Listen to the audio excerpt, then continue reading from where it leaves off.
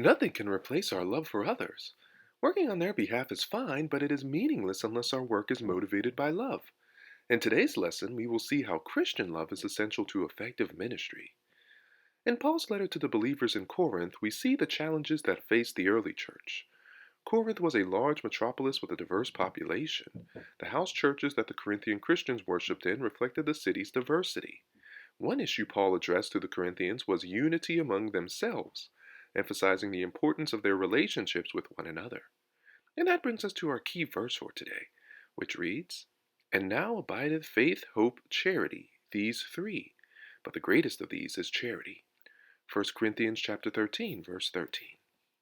Brotherly love involves meeting the needs of others through a mutual sharing of possessions and activities.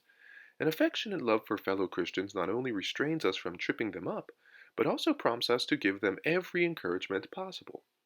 To brotherly love, the author adds hospitality, or love of strangers, a concrete expression of mutual love. It was highly esteemed in the ancient world and was certainly very important for Christians. The verse is better understood against the backdrop of itinerant preachers in the New Testament.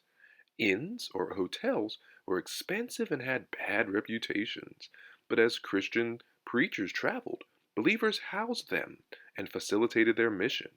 Without hospitality in Christian homes, the spread of the faith would have been much more difficult.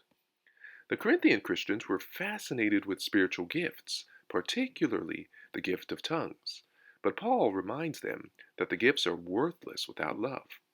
Paul goes on to say that prophecy, knowledge, and faith to do miracles are likewise irrelevant apart from love. Giving oneself to be burned is a barren gesture unless it is inspired by love. Paul's point is clear. The Corinthian Christians were missing the motive and goal of the gifts, making the means to become their own end. But for Paul, love triumphs all. Also for Paul, it is not an issue of love or gifts, neither must it be for us. Paul is stressing the focus and the end of the gifts, love. The gifts are not for their own sake. For gifts to be effectual, love must guide their use. In 1 Corinthians 13, verses 4 and 7, Paul shows a life characterized by love, by first showing the opposite characteristics of love. Love does not envy. Whereas jealousy says, "I would like to have what you have," envy says, "I wish you did not have what you have."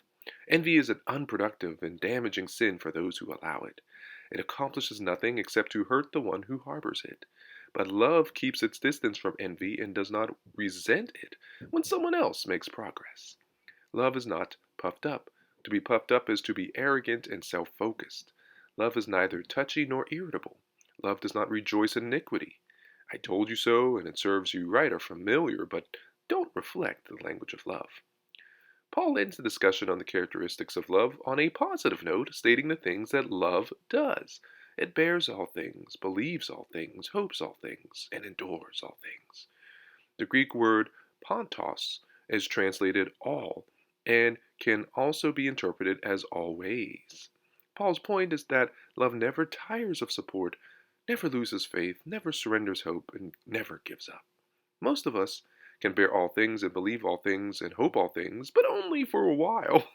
The greatness of agape is that it keeps on believing, keeps on bearing, and hoping. It does not give up.